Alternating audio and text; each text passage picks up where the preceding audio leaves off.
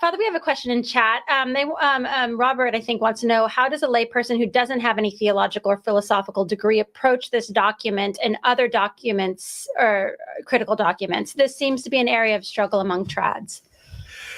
Well, I mean, and this is probably something that Tim could also speak to, because he probably experiences the exact same thing. And that basically, because of the heresy of modernism, which has beset the church, things are just, there's all sorts of lack of clarity, and things are just, there's all sorts of problems. And so I always tell people, look, there's only two ways that you're going to survive in the church, giving all this doctrinal obscurity, and that is an extraordinary grace, which you see once in a great while, but it's not that common.